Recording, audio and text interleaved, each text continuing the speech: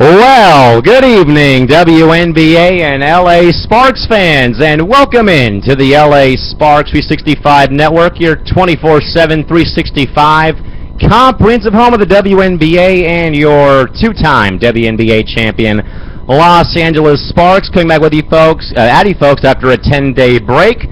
Nothing to talk about, of course, during the Sparks Watch. 1 year later, the offseason that almost ended the WNBA and the beloved LA Sparks. Alongside Kristen Mancy from the Internet Studios in Anaheim, California via Apple's FaceTime.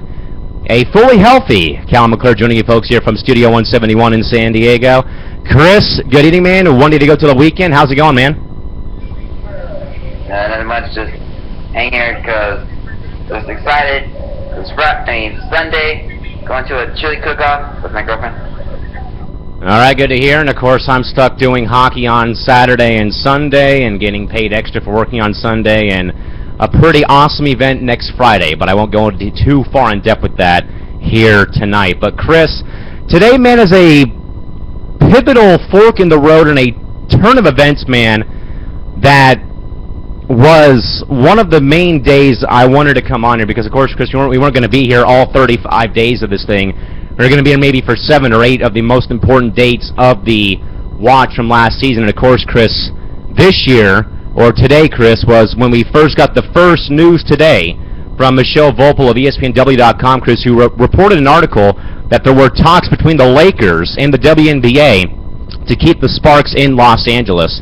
Now, Chris, I know, man, that the last time we were here 10 days ago, last week or so, or whenever last we were here about, getting the 1,000 signature on the petition, and then it was that good day and bad day where the work paid off for the 1,000 signature, Chris, but at the same time it was sort of that bittersweet day because you heard the news about the Warriors coming in and possibly buying the Sparks and moving them to the Bay Area.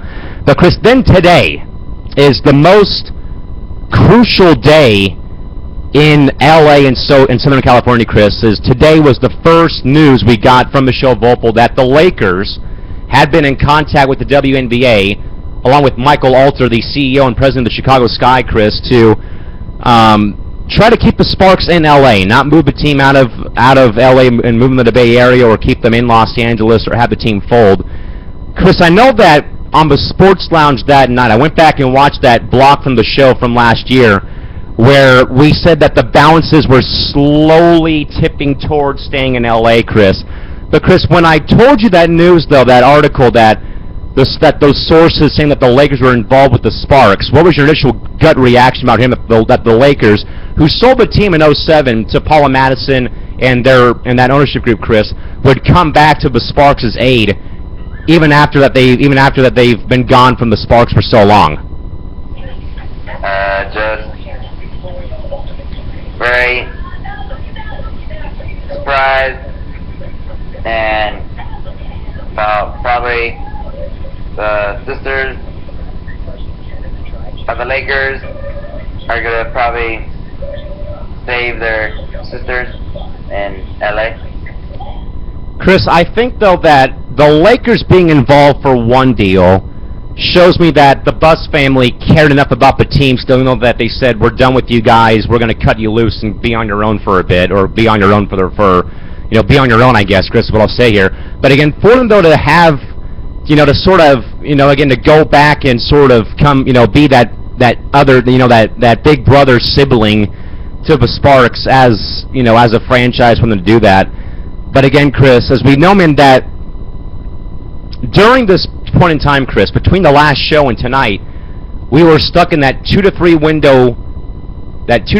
window where the Golden State Warriors were inching their way so very slowly to purchasing the team and working that deal out to buy the Sparks to move them to the Bay Area, Chris. But I think, though, Chris, today the Warriors' chances of buying the Sparks, the Warriors' chances of them buying the team hit a brick wall right here today, because when the Lakers became involved, Chris, you knew that Laurel J. Ritchie, Chris, who we know, man, got treated so unfairly by the fan bases for how the WNBA kept this as a private matter last year. But, Chris, I think though that today, once the Lakers, or Chris, once someone from LA got involved, you knew pretty damn well that the Warriors' chances, Chris, of buying the Sparks went from being absolute to absolute zero that quickly, Chris. Would you agree, though, man, that with some sort of LA interest in the Sparks, that the Warriors' ownership chances, basically, Chris, went from 100% to 0% that quickly? Do you agree with that, man, or what? Yeah, I agree. I think we all can agree that once LA popped up in a newsprint or over the radio or on Twitter somewhere about the Sparks, you knew that right then and there, Warriors are done. They're going to be staying in Los Angeles. But again, Chris, we couldn't really jump to those conclusions, though, man, because we still, though, had work to do again in regards, Chris, of who is this group? Who are these people that have black faces with question marks on them, Chris, like you're playing, Where in Time is Carmen Sandiego, a great game played on KPBS many, many years ago from my early childhood. But, Chris, that's the work, though, we still needed to grind out, Chris, was who were these people coming forward to save this beloved WNBA franchise from possible relocation, contraction, or implosion that would have been a major, major hit to the league. And, Chris, I recall, man, that we both agreed on either Jeanie Buss and or Lisa Leslie, Chris. And I think, man, that we had said that. And, Chris, we know damn well we said Magic Johnson. I know I said the Red Hot Chili Peppers because, Chris, if Kiss and Motley Crue can own arena football AFL teams, Chris, where I will be working at next year for the LA Kiss, I guess, man, Chris, I know that we said Jeanie Buss, we said Lisa Leslie, but, Chris, and I know we said Magic too, man, but was there anyone else, though, on your mind, perhaps, other than those three people that would buy the team and keep them in LA, that you know of, that you can recall of as of right now from a year ago today?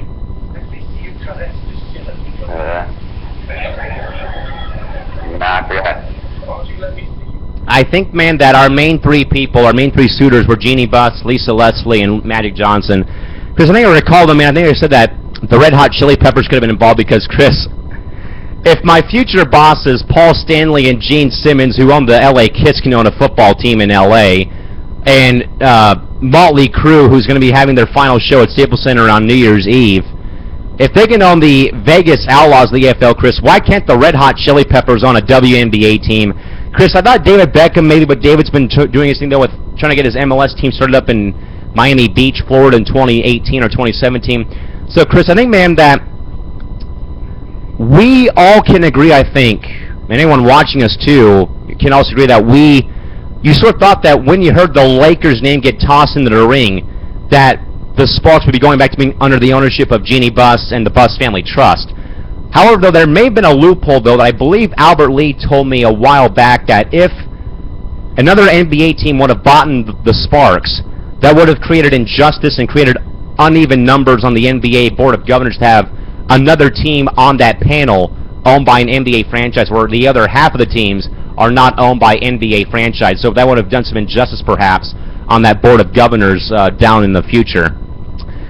But, Chris, again, I think, man, that, again, looking back at the past 6 shows we've done, Chris, in regards to this 1 year later thing, man, today is probably the most crucial day out of all 6 days that we've talked about because, again, man, the Warriors were creeping. They were like an inchworm, very slowly making their way across the timeline to buy the team and move them to the Bay Area, where, again, Chris, once you heard the Lakers' name get tossed in or you heard a group in L.A. possibly buying the Sparks, you knew that right then and there the Warriors were going to be stopped dead in their tracks and they wouldn't be able to buy the franchise anytime soon.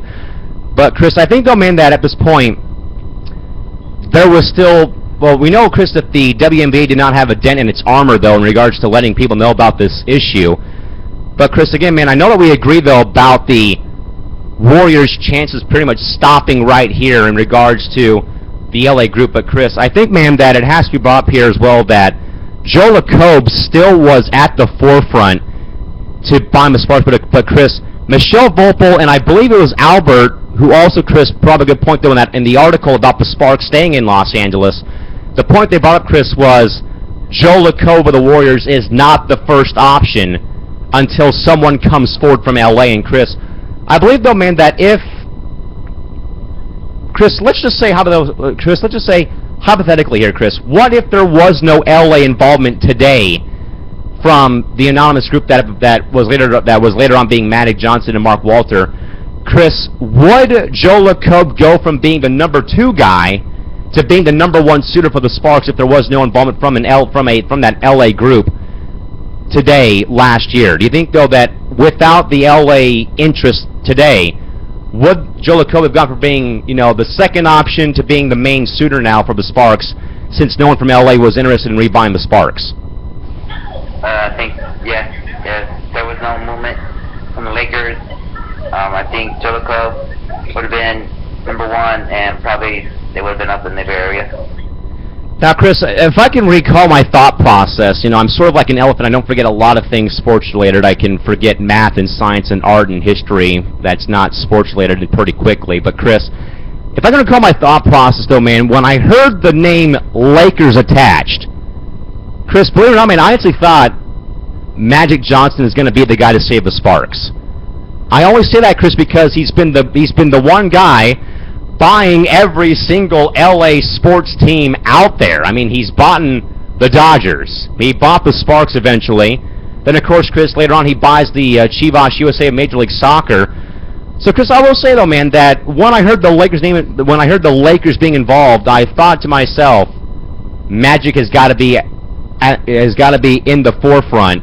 He's got to be the main guy for the Sparks. I mean, because Chris, I think, man, if you were to say the Lakers, and Chris, I believe that Shorty Mamba 24 even told us too during our one-year recap of the petition back in May of last year that when I asked her though about, do you think that Jeannie Buss and her and the Buss family would have bought in the Sparks, and Chris, Shorty though, Chris was right though that she didn't see the Lakers buying the team or rebuying the team because they know that right now the Lakers are pretty much, Chris, below mediocre right now.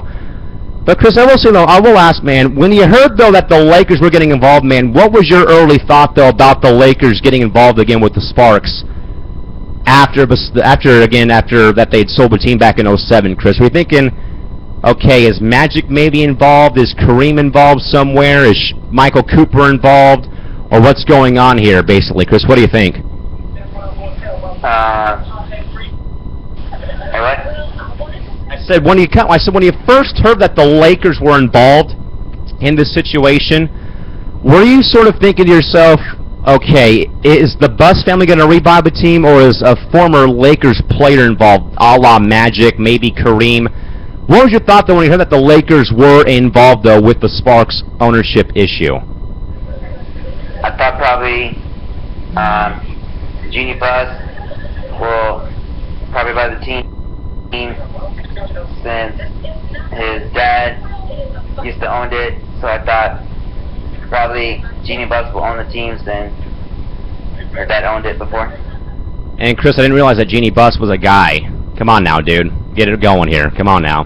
But anyway, man, no, I agree, though, man, that I think everyone out there, when you first heard Lakers, folks, raise your hand. I know I said it. I know Chris did that.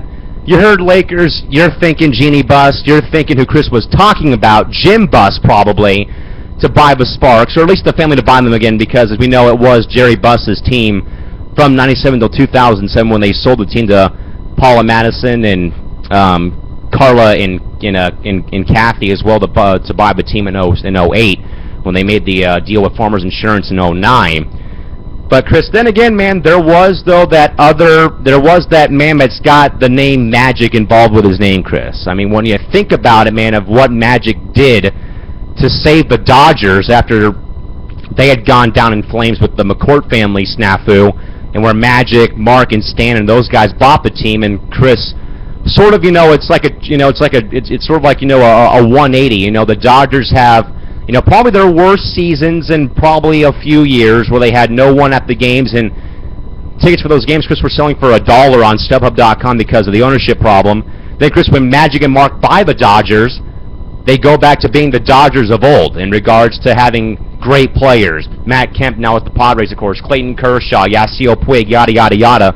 But, Chris, when Magic may have been involved with the Sparks, Chris, you knew that when Magic, if and when he was in the group or was in charge of the group that was buying the Sparks, Chris, you knew that when that happened, man, that the Sparks would be in good hands for the future if Magic was involved. So, Chris, your thoughts here, man, is we know, man, about what Magic's done with the Dodgers, but Chris, even before he buys the team, Chris, was Magic Johnson on your thought process, or in your thought process, and on your radar about buying, on your radar about the Sparks?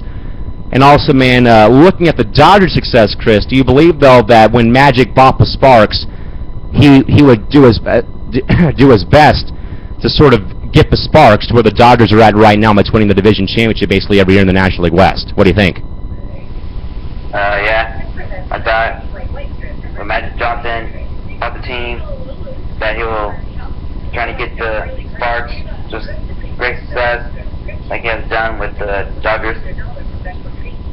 Yeah, I mean, I totally agree with that aspect, and again, Chris, again, man, this has been, Chris, this is the X Factor. Shout out to you, shout out to my friend Jessica, who operates the DT Bun page on Twitter from Reno, Nevada, the biggest Mercury fan I know. But again, Chris, the X Factor in this whole scenario here again is that the Lakers got back involved. And Chris, we know that Dr. Buss did his due diligence from '97 until the team won their first 2 titles in '01 and '02.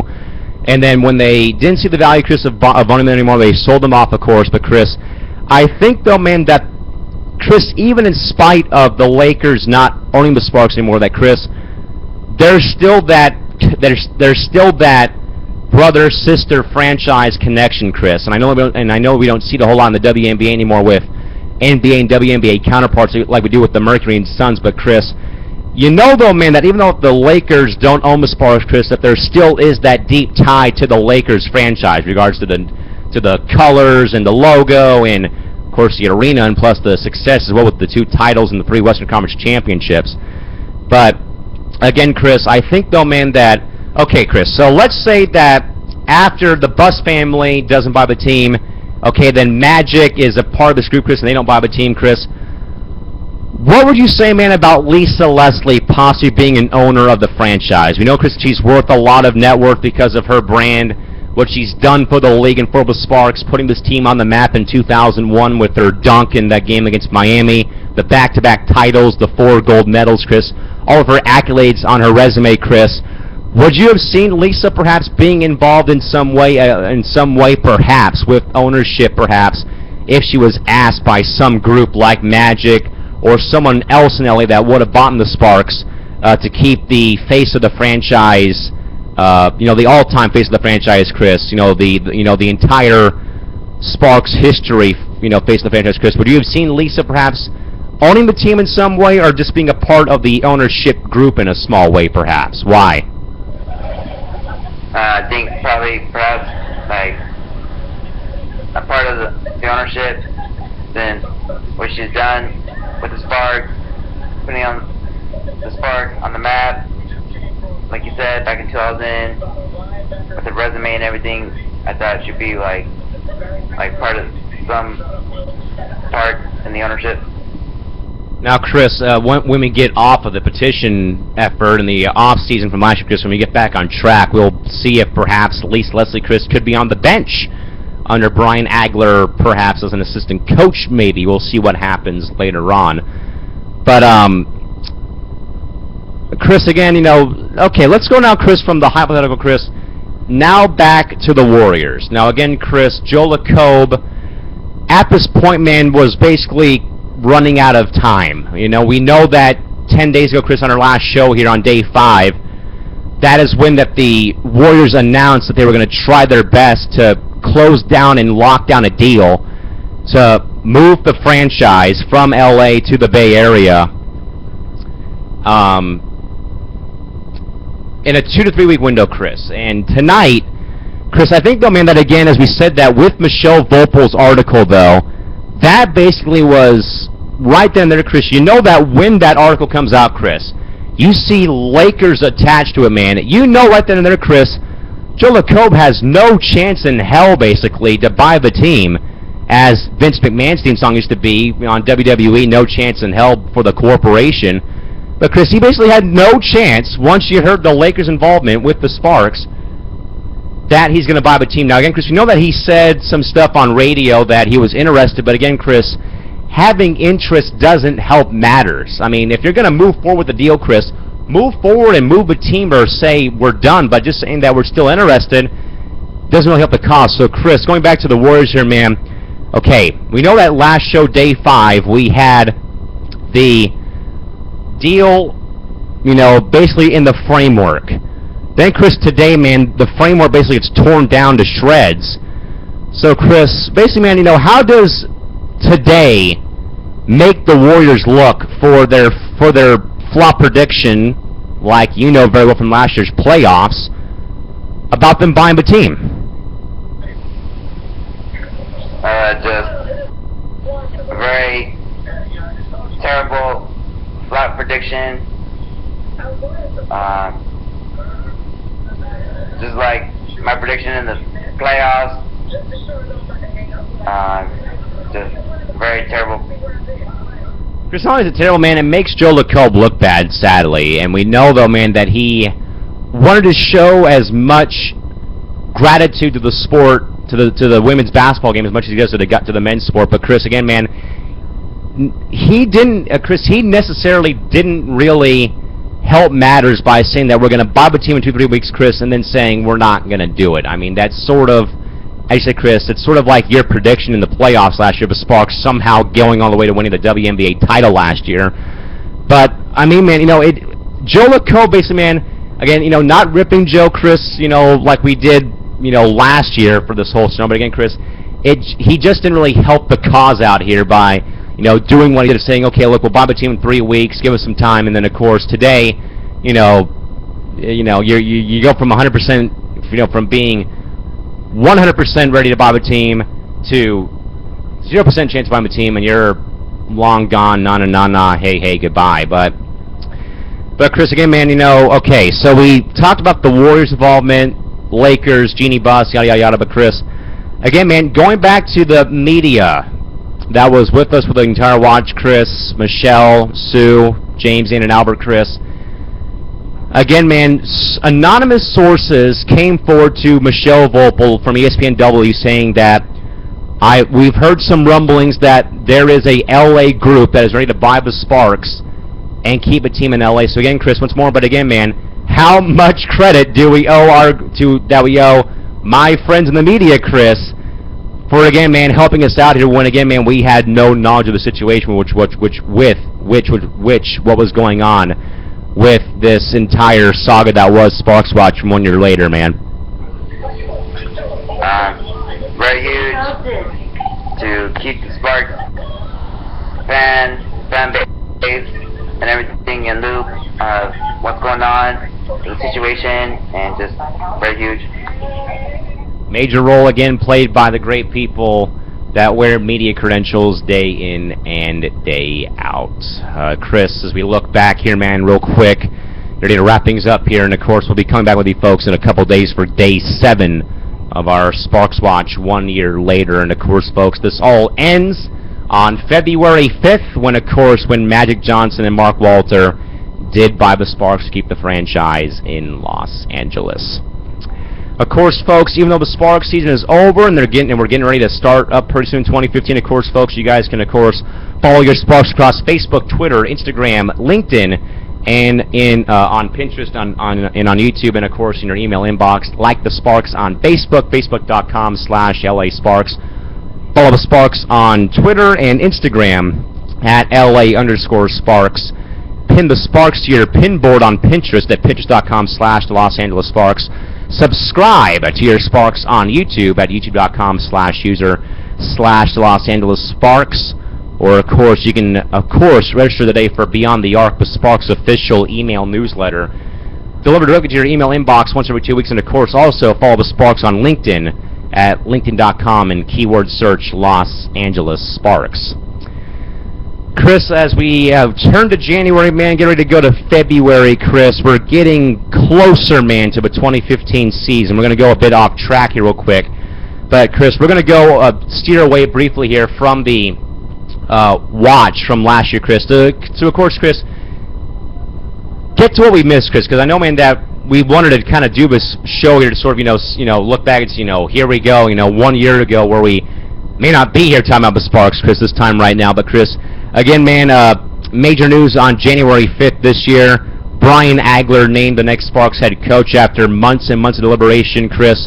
your thoughts on LA's hire, Brian Agler bringing a championship pedigree to LA and a great defensive mind, and also, Chris, the winningest coach in women's basketball history at the pro level. Chris, your thoughts on the Sparks' hiring of Brian Agler are what? Just very great addition to the Sparks. A great choice on Brian Agler. Just very great choice. And folks, Brian Agler named the 12th head coach in LA Sparks history after he resigned from his job with the Seattle Storm. Chris, some other major WNBA news to get to. Chris, Connecticut Sun forward Chiney Ogwumike out 6 to 9 months after undergoing microfractured knee surgery to repair a microfracture in her knee suffered playing over in Italy.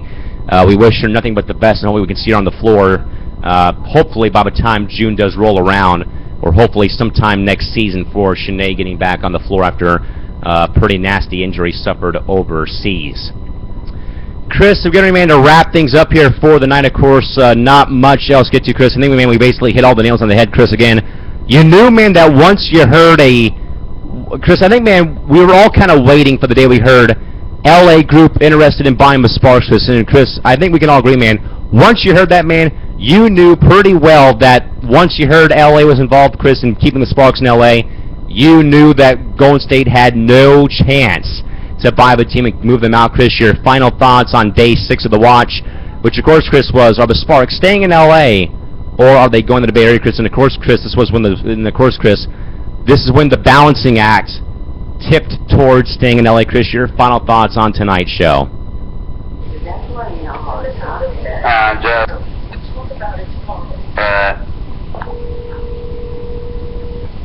Great that the Lakers stepped in to help keep the team in LA. Again, folks, as we said before, we'll say it again, but again, you were kind of waiting for the day when you heard that there was a LA group or LA person interested in buying the Sparks, and we pretty much could have wrote it down in Sharpie, or we could have, went outside and pretty much demoed it down into concrete. Once you heard an LA group was involved, you knew they were going to be staying in LA, and that Golden State had no chance of moving the franchise out of Los Angeles. With that, folks, on that note, we will see you folks sometime next week. We will have a very special edition of Press Pass Sparks coming your way next Friday at 3:00 p.m. You can find out why later. It's a very private and very secret edition of Press Pass Sparks. You'll find out why, I should say, next Friday. But with that, folks, until sometime soon, have a safe night. Drive home safely. Thank you all for coming, and good night now. This has been the LA Sparks 365 Network. We are still the Sparks. We are still in LA, and we still are in the WNBA. We'll see you folks sometime next week again. Press Pass Sparks, 3 p.m. next Friday, right here on LAS 365. For Chris Romanski in Anaheim, Cal McClurg in sunny San Diego signing off. See you folks next Friday. Bye-bye.